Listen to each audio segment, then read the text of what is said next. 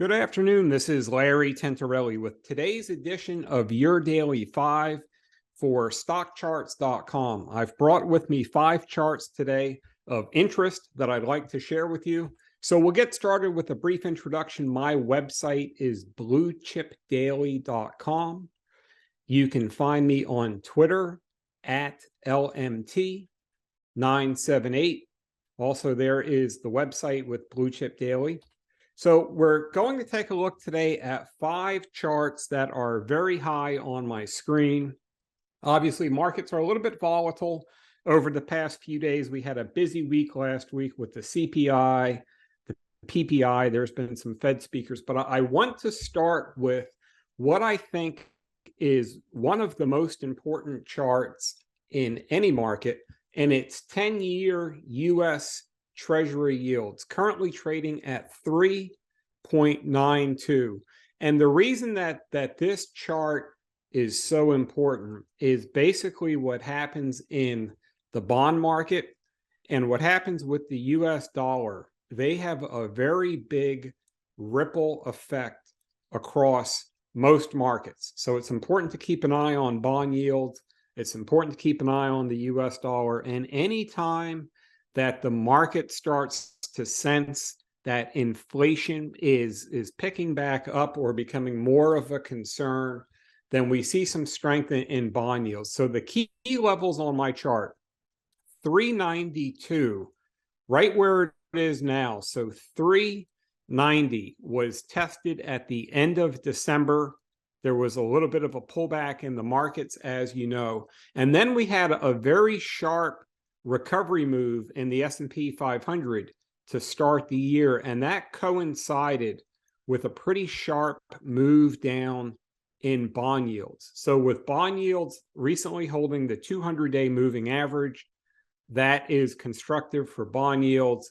There's a bullish 20-50-day moving average cross. So these two signs, the 200-day and the bullish 20-50-day cross, those are 2 signs of potentially higher bond yields, which overall, generally, I wouldn't consider that constructive for stocks or for bonds. So I think it's very important that we keep an eye on bond yields, and 4% is a key resistance level. If bond yields can stay under 4% and then maybe start to either flatten out or work their way lower, I think that would be constructive for the markets. But it's important to keep an eye on 4% in the 10-year U.S. Treasury yield. So chart number 2, also extremely important, obviously, is the S&P 500. And we can see just quickly, if we go back, bond yields put in a recent high at the end of the year, end of 2022, and they had a sharp drawdown into the beginning of February. If we take a look at the S&P, we can see it's the exact opposite chart. So S&P had a drawdown into the end of the year. S&P had a sharp bounce going into the beginning of February, which coincided with that drop in bond yields. Now S&P is pulling back. So a couple key levels. The first thing is 4,000 on S&P, currently at 4,025. So the way that I see this chart is I consider the 3,800 level a key support level going back to December and into the first week in January. From that range, sharp breakout to about 4,200. So if we just use standard technical analysis and look for a 50% retracement from 3,800 to 4,200, a 50% retracement would take us right down to 4,000. So technically, any pullback over 4,000, I would consider still constructive, because these markets do have to consolidate gains just like stocks do. So 4,000 would be the first key checkpoint. Below that, you can see there's quite an amount of support, anywhere from 3,900 to 3,950. 50. We've got the 50-day moving average at 39.79. We have the 200-day at 39.41. So ideally, I'd like to see the S&P hold 4,000, but I think a lot is going to be based on what happens with bond yields. If for some reason it loses 4,000, a lot of support, 3,900 to 3,950. I do think that this pullback is going to turn out to be buyable, but a lot is based on what happens with bonds in the US dollar. So we're going to take a look at 3 individual stocks. We're going to start with Boeing. So Boeing has been a leader in the S&P 500. It's been a leader in the industrial sector, and we can see, so I've got a position in Boeing.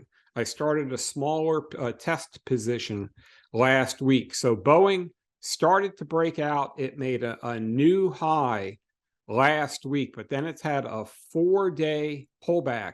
Now we can see the volume's been a little bit lighter. If we go down to the bottom of the screen, the volume's been a little bit lighter. So price is always the most important. So up is up, down is down, whether it's down on low volume, down on high volume, it's still down. But what I look at it as key support levels here, 200 to 205. If we just put a little box here, 200 to 205 is a key support range. It held at 205 here, here, and basically for the last 4 weeks, it's held at 205. If that breaks, we've got the 50-day moving average below, that's at 203. And really, as long as it stays over this rising 50-day, which it's held since November, I would give the whole uptrend the benefit of the doubt. Under that is 200. So there's really 3 levels, 200, 203, 205. A lot of potential support. If that holds and if the market stabilizes, I think that we could get a test higher, but we'll see obviously how that works out in the markets. Morgan Stanley in the financial sector, I've got a position here as well. Started a smaller test position last week. And what I've been doing with these markets is most of my new positions are half-size positions because I expect volatility. So if I just expected everything to go, let's say, straight up, then I would just go in full-size positions and maximize the exposure. But when I expect a lot of volatility, I want to start my position, see how the charts work out over a week or 2 weeks, and then go from there. But Morgan Stanley in financials, we can see that also tested a new high last week. It's pulled back recently with the index over the rising 20-day. We've got a rising 50, 100, and 200-day moving average. And there's a lot of support just looking at this chart, 98, 95, and then 92. So whenever I look at a chart or I have a position, I always want to know where my support ranges are because I always expect volatility. I always expect that markets can pull back. So I want to know not only where's the upside, but where is the support? So if this holds, especially over that 50-day, then I think that we could get a test near new highs like we saw last week. And then finally, the last chart, this is a watch list chart. So NVIDIA, obviously, the largest market cap U.S. stock in semiconductors and one of the largest overall in the technology sector. So NVIDIA, first thing is they have earnings this week. So I don't take positions ahead of earnings. If I'm holding a position and I'm holding it for a while, I might hold it going into earnings, but I don't front run earnings or take positions exclusively ahead of earnings. So what I want to watch for with NVIDIA is how it reacts after earnings. Very big breakout, 140 to 230 in a very short period of time. 90-point move. If there was a 50% retracement off that 90-point move, it would be 45 points and right at 185, which on the chart is just over the rising 50-day moving average. There was a breakout level also from 180, and then there's some support at 190. So NVIDIA is high on my watch list.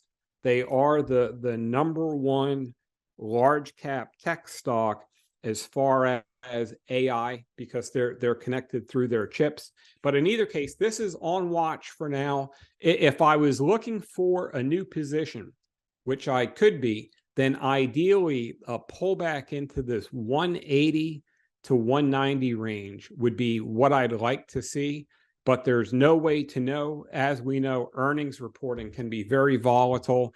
It could be $10 or $20 higher after earnings. It could be $10 or $20 lower after earnings. So I don't have any prediction as far as that goes. I'm just going to watch the stock, see how it reacts to earnings, and then 180 to 190, if there was a pullback into that range, would move it higher onto my screen. So that's it for today's video. I hope you enjoyed the charts, and we look forward to seeing you online soon. Hey guys, Dave Keller here with StockCharts.com. Thanks so much for watching our video. If you enjoyed it, and we hope you did, hit the like button right below. Also, we have so much new content every day. Consider subscribing to the channel. Just hit the subscribe button in the video or right below. Thanks for watching. Stay safe. Have a fantastic day.